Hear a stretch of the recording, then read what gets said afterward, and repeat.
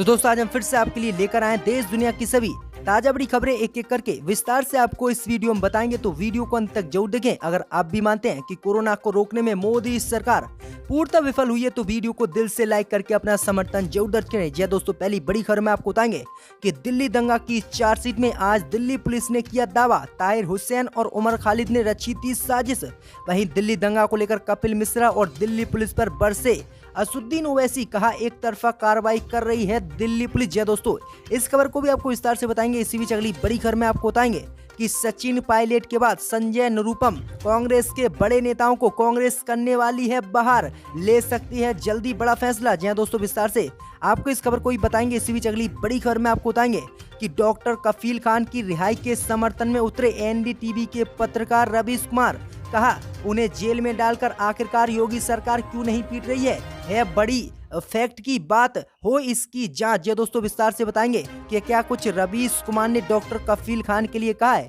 इसी बीच अगली बड़ी खबर में आपको बताएंगे कि स्पीकर के फैसले के खिलाफ सुप्रीम कोर्ट जाने की तैयारी में सचिन पायलट वकीलों से कर रहे हैं मुलाकात। जी दोस्तों, विस्तार से आपको बताएंगे। इसी बीच अगली बड़ी खबर में आपको बताएंगे कि ट्रंप के खिलाफ कोर्ट पहुंचे 174 भारतीय, कहा H1 वीजा पर पाबंदी लाकर ट्रंप कर रहे हैं हिंदुस्तानी परिवारों को अलग। जी दोस्तों, विस्तार से बताएंगे इस खबर को भी। इसी बीच अगली बड़ी खबर में आपको बताएंगे कि मध्य प्रदेश में दलित किसान की पिटाई पर बरसी मायावती, कहा बीजेपी सरकार दलितों पर कर रही है अत्याचार, हो इसके खिलाफ कड़ा एक्शन। जी दोस्तों, विस्तार से बताएंगे कि क्या कुछ मायावती ने कहा है। इसी बीच अगली बड़ी खबर में आपको बताएंगे कि तेजस्वी यादव ने किया बिहार में बड़ा ऐलान, कहा बिहार में चुनाव के लिए कोरोना महामारी का ये समय नहीं ठीक, जरूरत पड़ने पर बिहार में लगे राष्ट्रपति शासन।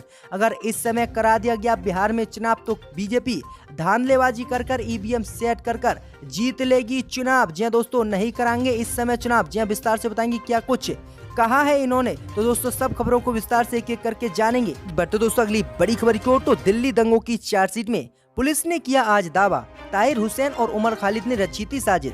जहां दोस्तों आपको बता दें कि नागरिकता संशोधन कानून के खिलाफ दिल्ली में चल रहे प्रदर्शन के दौरान भड़के दंगे में दिल्ली पुलिस ने 2 चार्जशीट आज दायर की है। दिल्ली पुलिस का कहना है कि आम आदमी पार्टी के निष्कासित पार्षद ताहिर हुसैन और जेएनयू के पूर्व छात्र उमर खालिद और कुछ अन्य लोगों ने मिलकर फरवरी 2020 में अमेरिका के राष्ट्रपति डोनाल्ड ट्रंप के भारत दौरे के दौरान इस दंगे की साजिश रची थी।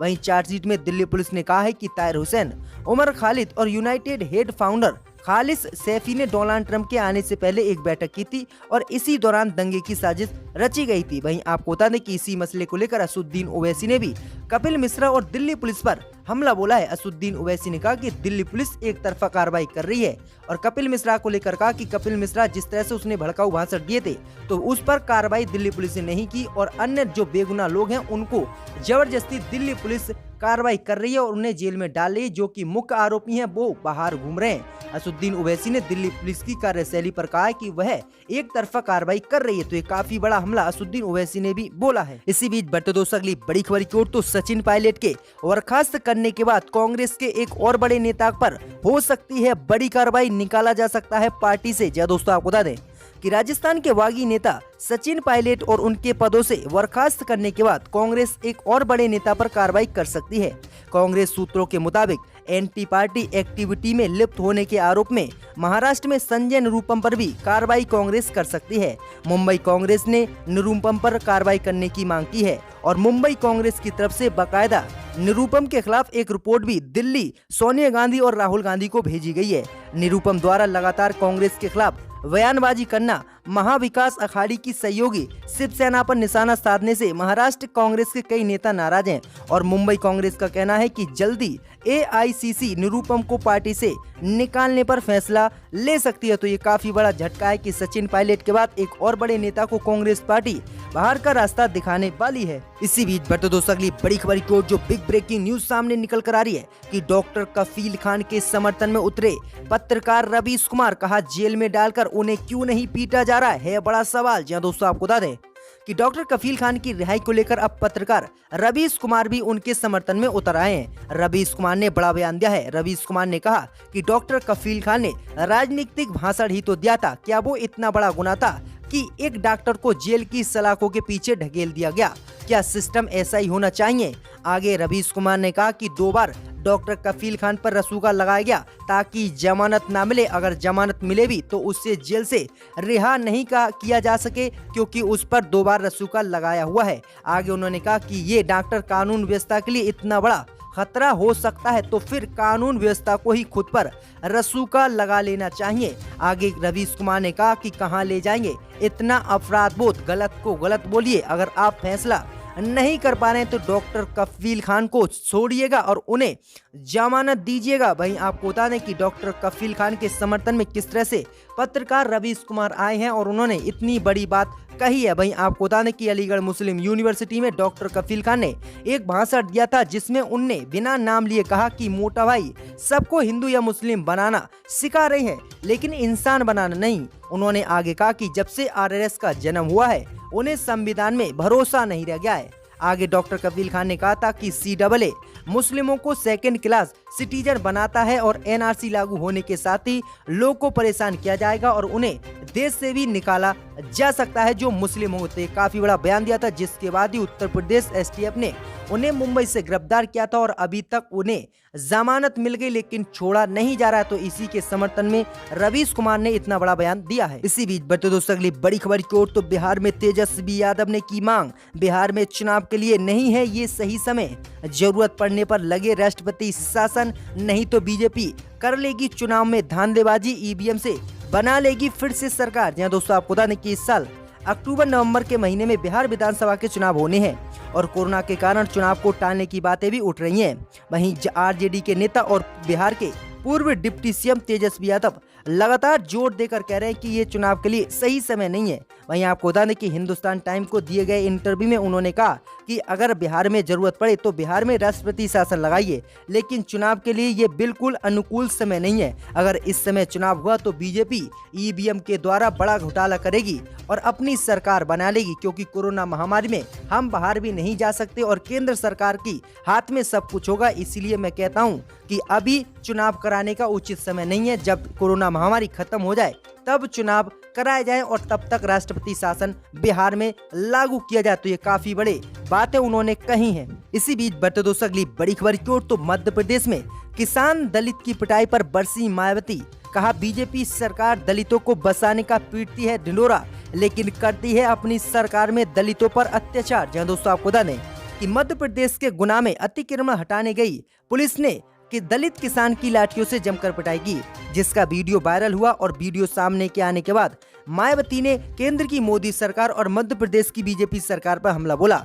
वहीं आपको बता दें मायावती ने कहा कि मध्य प्रदेश के गुना में पुलिस व प्रशासन द्वारा अतिक्रमण के नाम पर दलित परिवार को कर्ज लेकर तैयार की गई फसल को JCB मशीन से बर्बाद कर उस दंपति को आत्महत्या का प्रयास करने को मजबूर कर देना अति कुर्क व अति शर्मनाक है। इस घटना की देशव्यापी निंदा होनी चाहिए।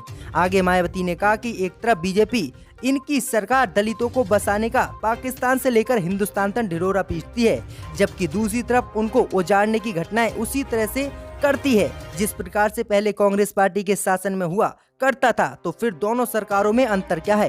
खासकर दलितों को इस बारे में सोचना चाहिए और अपना वोट ध्यान से डालना चाहिए। वहीं आगे उन्होंने कहा कि मोदी सरकार किस तरह से अपनी सरकार में अत्याचार कर रही है लगातार। तो ये काफी बड़े हमले बोले गए हैं। इसी बीच बढ़ते दोस्तों अगली बड़ी खबर की ओर तो डोनाल्ड ट्रंप के खिलाफ H1 वीजा पॉलिसी को लेकर कोर्ट पहुंचे 174 भारतीय, कहा ये परिवार से अलग करने की डोनाल्ड ट्रंप के द्वारा की जा रही है कोशिश। जहां दोस्तों आपको बता दें कि अमेरिका में रहने वाले 174 भारतीयों ने ट्रंप एडमिनिस्ट्रेशन की H1 वीजा पॉलिसी के खिलाफ कोर्ट केस कर दिया है।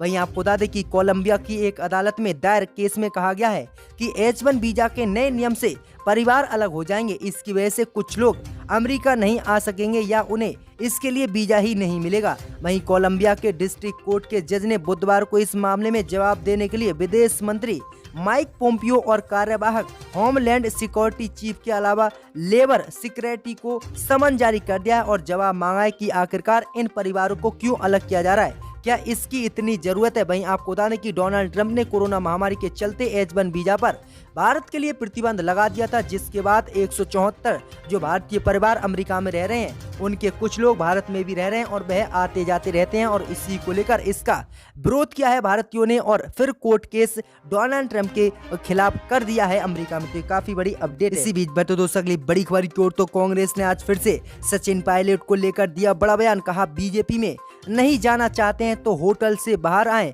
और भाजपा नेताओं से बंद करें बातचीत। जय दोस्तों, आपको बता दें कि राजस्थान के सियासी घमासान के बीच कांग्रेस ने एक और बार सचिन पायलट को वापस आने को कहा है। कांग्रेस प्रवक्ता रणदीप सुरजेवाला ने कहा कि हमने मीडिया में आए सचिन पायलट के बयान को सुना है, वह बीजेपी में नहीं जाना चाहते हैं तो हरियाणा की बीजेपी सरकार की मेहमान नवाजी छोड़कर जयपुर लौटे। उनको भाजपा नेताओं से किसी भी तरह की बातचीत भी बंद करनी चाहिए। तो रणदीप सुरजेवाला ने ये साफ कह दिया कि अगर वह कांग्रेस में वापस आना चाहते हैं तो वह राज्य हरियाणा में क्यों होटल में रुके हुए हैं और क्यों बीजेपी नेताओं से बात कर रहे हैं। अगर उन्हें पार्टी में नहीं आना है तो साफ कह दे। तो ये काफी बड़ी बात जो है आज कही गई है। इसी बीच बढ़ते दोस्तों अगली बड़ी खबर की ओर, तो सचिन पायलट को एक और मौका देना चाहते हैं राहुल गांधी।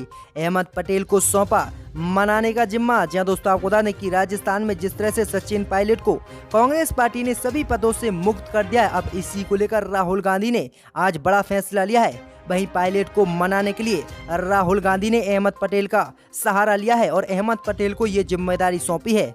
वहीं बताया गया है कि दोनों नेताओं के बीच बातचीत जारी है और अहमद पटेल से राहुल गांधी ने कहा कि सचिन पायलट को मनाकर आप कांग्रेस में वापस ले आओ। देखते हैं कि सचिन पायलट मानते हैं नहीं। वहीं इससे पहले भी कांग्रेस के वरिष्ठ नेता कपिल सिब्बल ने भी सचिन पायलट को आड़े हाथ लिया था। वहीं कपिल सिब्बल ने ट्वीट कर कहा कि अगर सचिन पायलट भाजपा नहीं ज्वाइन कर रहे हैं तो मुझे लगता है कि हरियाणा के मानेसर के एक होटल में भाजपा की निगरानी में रखे गए उनके विधायक महज छुट्टी मना रहे हैं। सिब्बल ने पूछा है कि पायलट का घर वापसी का क्या इरादा है, वह आएंगे या नहीं। तो ये काफी बड़ी अपडेट है कि सचिन पायलट जो है फिर से कांग्रेस में आ सकते हैं। इसी बीच बढ़ते दोस्तों अगली बड़ी खबर की ओर, तो राजस्थान में स्पीकर के नोटिस के खिलाफ सुप्रीम कोर्ट जाने की तैयारी में सचिन पायलट वकीलों से कर रहे हैं चर्चा। जय दोस्तों आपको बता दें कि राजस्थान कांग्रेस में जारी सियासी बवाल फिलहाल थमता नजर नहीं आ रहा है। वहीं राजस्थान विधानसभा के स्पीकर ने सचिन पायलट सहित 19 विधायकों को दल बदल कानून के तहत नोटिस भेजा है।